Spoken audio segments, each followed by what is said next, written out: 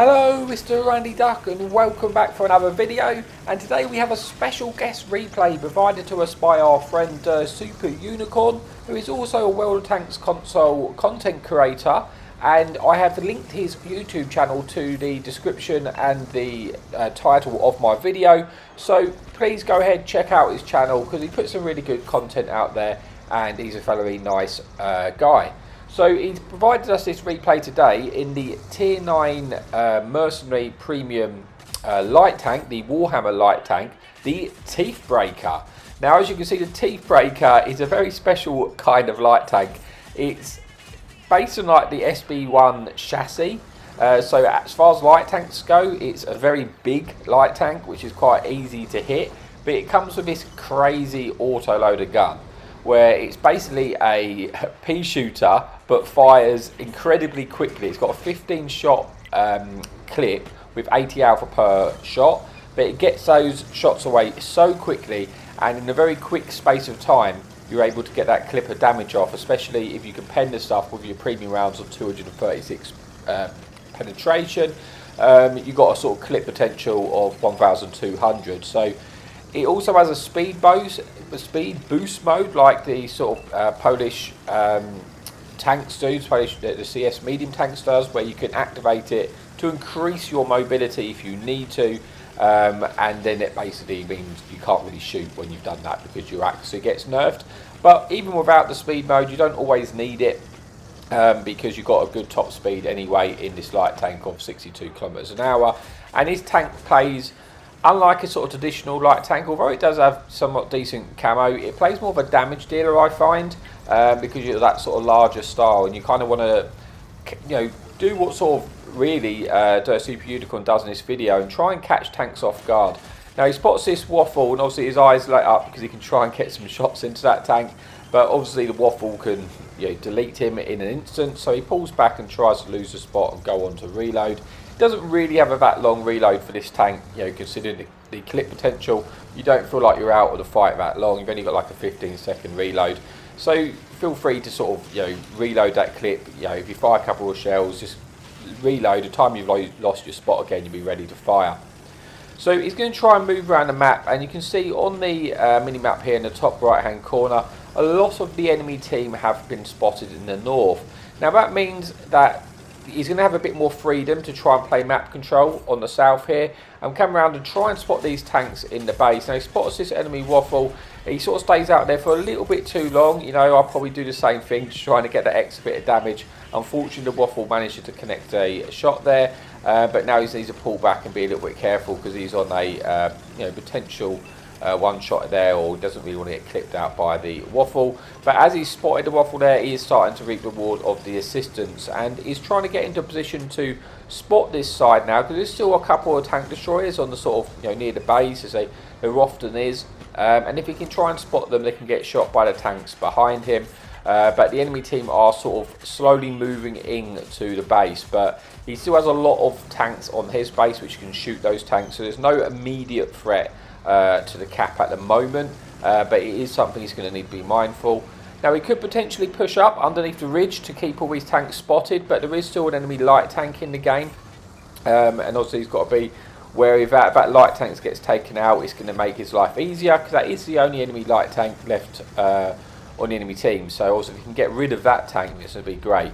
Thankfully, he actually does get shut down by his friendly charioteer, which is great. Picks up a bit more assistance now. Put himself on about 3,000 damage and 2,000 assistance already, with still quite a hefty amount of hit points left in this game. Now, he's got side shots on this poor Tier 8 heavy, and this tank, you can destroy, you can really bully Tier 8 tanks. You can just see there, just pretty much taken the majority of his hit points away, putting him onto 4,000 damage. Now he's pushed up to this ridge, he should be able to spot the TDs above him if they're still there, and also continue to get side shots, like I say, onto this Tier 8 heavy. He's not in a good position, he's side on, and he's got the farms on this tank, and he picks up his second kill of the game. Putting him onto 4,000 damage, and then puts his remaining of the clip into that enemy Tier 8 heavy tank there, the Chinese heavy. If he had enough clip potential, if he had more shots remaining in his clip, he would have killed that tank there. Enemy Waffle E100 has got shut down, which is good. There's one nasty tank destroyer left, to worry about. But at the moment, this game is still very much even, and it kind of stays that way, you know, throughout this replay, which makes it sort of more of those close games, which are always a lot more enjoyable to play when you've got to really try and think about what you're going to do, because it's much better than those sort of landslide games where one team is winning, you know, heavily. You know, then they're never really that enjoyable to be on either side of those sort of games, to be honest with you, the winning or the losing. But this game is a lot more closer, and he is detected here, but he's just trying his best to try and spot targets and get some shots in. You know, clear out these one shots. You know, you've got this TD. He's got to be careful, because if he pokes for the TD, he's aware that there is tanks on sort of the B5-6 ridge as well, which can shoot him if he gets spotted. There's a lot of nasty TDs in enemy team, like the E4, for example, which he would be a one-shot to. So he's got to be wary of that, mindful of that. So he's trying to relocate again. Now, so far he hasn't really activated his speed mode on the tank, but like I say, when you activate that speed mode, you can't fire. You can fire your gun, but you'd be very, very derpy. So you don't always need to use it. Now, again, the enemy team is 8 versus 7, so it's still very close, but so far his friendly team do have the hit point advantage at this point, and that one tank etcher advantage. Enemy team has started to apply cap pressure, but I imagine, you know, there is that tank's going to get spotted. It's always risky sitting in the cap, trying to cap when you've got tanks at the sort of 8 is it 9 line that can shoot you when you get spotted in there. So he moves up to try and get a bit more vision on this side and see if he can find a different angle to get some shots in. Already on 6,000 damage with 2 kills. He's, you know, having a very good game at this point. Some of the enemy tank destroyers was seen spotted, sort of going down the one line. So they might be working their way behind him, so he might need to go over there and try and spot them, because he doesn't want to completely lose all the map control. But at the moment, he's just seeing if he can find a shot into machine. Problem is, at this range, he's probably going to get spotted if he shoots that machine, and it wouldn't be in a particularly safe spot. So he's going to try and relocate now and see if he can find a way to deal with these tank destroyers, which are coming around the 1-9 now. You can see one enemy TD's, I think, is already on the sort of H line, and there's one TD coming down this sort of track area. So he's pushing up to see if he can spot him. He does have one TD with him, but I think his team is kind of getting pushed back into one sort of corner at the moment. He gets a few shots into this other enemy TD, but then he gets detected for it. So he's going to try and move back. Like I say, he is a one-shot to that enemy tank destroyer, so he's got to be very careful here. Doesn't want to lose his tank at this stage, because there's still a lot of hit points left remaining, and he's already had a good game, but there's more hit points remaining to get stronger game out of this. But he really does want to try and take out this tank destroyer, because he doesn't want him pushing him down this side and then being completely pinned. He gets behind the bush to try and increase his concealment value, longer for him to get shots in there. Gets a few shots in, but then he goes on to reload and try and fall back a little bit more. Unfortunately, he gets detected as he leaves. He tries to dart behind this building quickly. Thankfully, that shot missed there. Well, I think it went into his tracks, actually. Otherwise, yeah, that could have been game over. But now he knows the tank is on reload. He's going to try and get his clip away and hopefully take out the tank before he gets his reload off. And with the help of his friendly Earthshaker, he's able to eliminate that threat. Put him onto 6,000 damage with 2 kills and 2,500 assistance. And it's now an even Steven 6 versus 6. The cap pressure has been relieved, and the friendly team have pushed up now down to 0. So he's going to go back round and see if he can find any more angles on the enemy tank destroyers which were down this side. Get a bit of vision, get a bit of information, try and find out where the team are, and see if we can work his way round maybe to try and get in over and shoot in the tanks which are on the sort of A6-7 line if he can find an angle. But he's got to sort of clear this path out first, just to make sure he's not going to get caught out. So again, the beauty you're playing at, you know, this, when he gets to this sort of stage in a light tank and you've got a lot more of the map to play with, especially when the enemy light tank's been taken out, it gives you a lot of freedom to play that map control and kind of abuse the spotting and concealment values to sneak up on enemy teams and get those shots in when they're not paying attention. Because you don't really want to be, you want to sort of catch the enemy tanks when you're not the direct focus, because then they're more likely to be able to get the side-on shots or the rear of tanks, and then you're going to be able to pen them and just get that nasty clip in. So machine gets spotted. The side armour of the machine is very, very poor, so you can see he can pen his shots very, very easily into the side of that machine, and very, very quickly he's taken away half of the hit points of that machine, which is good news because it means he's put the machine onto a clippable target for him, so might help him out potentially later on in the game. But he's going to try and move around now and see if he can find these side shots onto this enemy E4, which, you know, or the tanks which are on the sort of 4-5 line now. And if you can get any rear shots into them while they're distracted, then he might be able to pick up some more damage. Like I say, he's already on sort of over 6,500 damage here.